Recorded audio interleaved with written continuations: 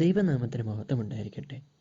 ഇന്ന് വലിയ നോയമ്പിന്റെ 19-ാം ദിനം അല്പസമയം ധ്യാനിക്കുന്നതിനായി നമുക്ക് ലഭിച്ചിരിക്കുന്ന വേദഭാഗം വിശുദ്ധ യോഹന്നാൻ എഴുതിയ സുവിശേഷം 1-ാം അധ്യായം 9 മുതൽ 14 വരെയുള്ള വാക്യങ്ങളാണ്. വിശുദ്ധ യോഹന്നാൻ എഴുതിയ സുവിശേഷം 1-ാം അധ്യായം 9 മുതൽ 14 വരെയുള്ള വാക്യങ്ങൾ.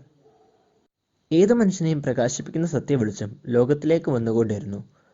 അവൻ ലോകത്തിലുണ്ടായിരുന്നു, ലോകം അവൻ മുഖാന്തരമുള്ളവായി, ലോകമോ അവനെ അറിഞ്ഞില്ല. അവൻ സ്വന്തത്തിലേക്ക് വന്നു, സ്വന്തമായവരോ അവനെ കൈക്കൊണ്ടില്ല. അവനെ കൈക്കൊണ്ട് അവന്റെ നാമത്തിൽ വിശ്വസിക്കുന്ന ഏവർക്കും ദൈവമക്കളാകുവാൻ അവൻ അധികാരം കൊടുത്തു. അവർ രക്തത്തിൽ നിന്നല്ല, ജഡത്തിന്റെ ഇഷ്ടത്താലല്ല, പുരുഷന്റെ ഇഷ്ടത്താലുമല്ല, ദൈവത്തിൽ നിന്നത്ര ജനിച്ചത്. വചനം ജഡമായി തീർന്നു, കൃപയും സത്യവും നിറഞ്ഞവനായി നമ്മുടെ ഇടയിൽ പാർത്തു. ഞങ്ങൾ അവന്റെ തേജസ്, പിതാവിൽ നിന്ന് ഏകജാതനായവന്റെ തേജസ്സെ കണ്ടു. നമ്മുടെ ഈ ലോകത്തിലേക്ക് വന്ന ദൈവത്തിന്റെ നിത്യവെളിച്ചമായിട്ടുള്ള യേശുക്രിസ്തുവിനെ പറ്റിയാണ് ഇവിടെ വിശുദ്ധ യോഹന്നാൻ സംസാരിക്കുന്നത്.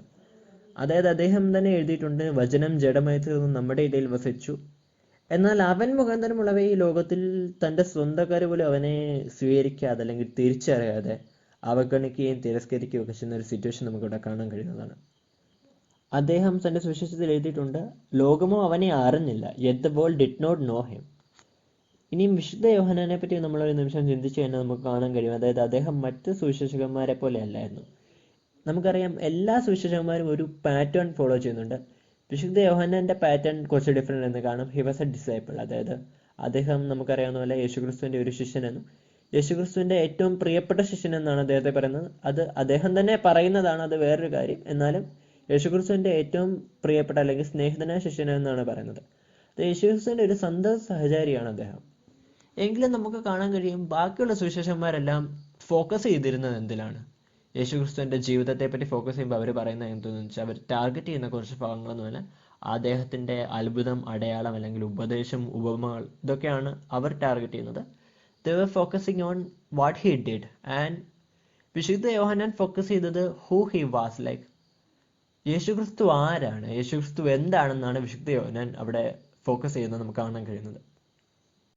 യേശു ക്രിസ്തു അല്ലെങ്കിൽ കർത്താവ് ആരാണെന്നൊരു ക്വസ്റ്റിന് നമുക്ക് പലർക്കും പല ഒപ്പീനിയൻസ്, പല ഡെഫിനേഷൻസ്, പല ആൻസേഴ്സ് ആയിരിക്കും നമുക്ക് കാണാൻ കഴിയുന്നത്.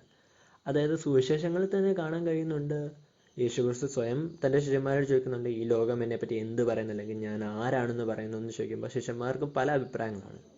ചിലർ പറയുന്നു നീ മോശയാണ്, ചിലർ പറയുന്നു നീ ഏലിയാവാണ്, ഇനിയും പ്രവാചകന്മാരെല്ലാവരുമാണ്. അതുപോലെ പത്രോസ്ലിഹയുടെ ഒരു ഫേമസ് ആൻസർ നമുക്കറിയാം, അതായത് നീ ജീവനുള്ള പിതാവായ ദൈവത്തിൻ്റെ പുത്രനെ ക്രിസ്തുവാണെന്ന് പറയുന്നുണ്ട്.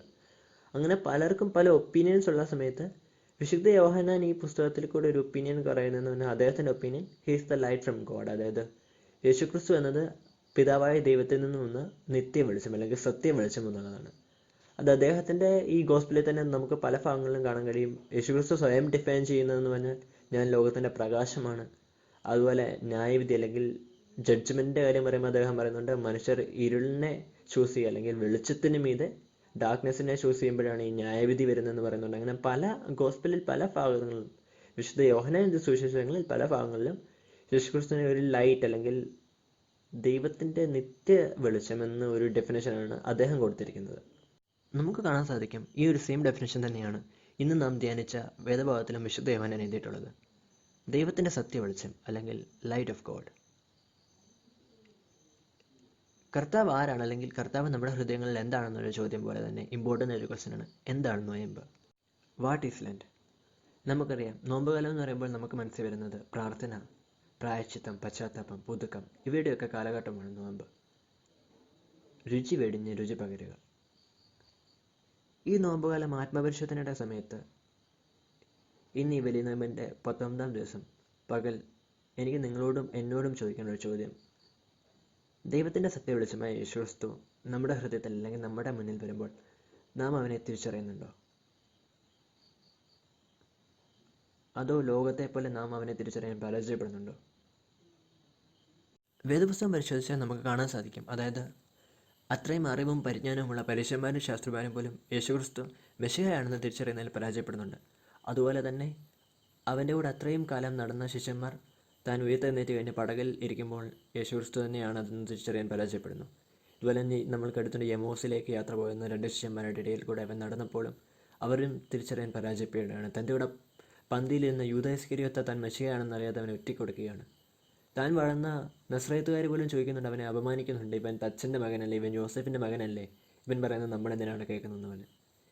ഇങ്ങനെ വേദപുസ്തകം ഒട്ടാകെ താൻ മെഷിഹയാണ് അല്ലെങ്കിൽ താൻ ദൈവത്തിൻ്റെ സത്യ വെളിച്ചമാണെന്ന് തിരിച്ചറിയാൻ പറ്റാത്ത ആളുകളുടെ ഇടയിൽ നാം നിൽക്കുമ്പോൾ നാം സ്വയം ചോദിക്കണം, നാം അവനെ തിരിച്ചറിയുന്നുണ്ടോ, നാം അവൻ്റെ പ്രകാശം തിരിച്ചറിയുന്നുണ്ടോ, അതോ നാം എപ്പോഴും അന്ധകാരത്തിൽ തന്നെയാണോ നിൽക്കുന്നത്?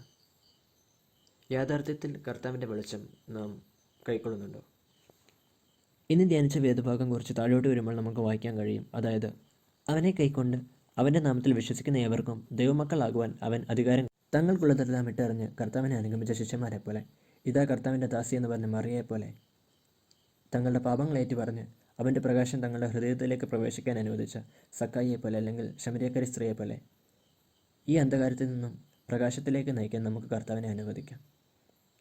ഈ നോയമ്പ് കാലത്തിൽ തന്നെ അറിയാതെ പോയ ലോകത്തെ പോലെയല്ല, തൻ്റെ വെളിച്ചത്തെ തിരിച്ചറിയാൻ അവൻ്റെ കുരിശിൻ്റെ സാമീപ്യത്തിൽ അവൻ്റെ ത്യാഗം കാണുകയും നാം അപരിചിതരായിട്ടല്ല, മറിച്ച് ദൈവത്തിൻ്റെ മക്കളായി വീണ്ടെടുക്കപ്പെട്ടവരും പുതുക്കപ്പെട്ടവരുമായി നമുക്ക് അവനെ അനുഗമിക്കാം. ദൈവം നമ്മെ അനുഗ്രഹിക്കട്ടെ.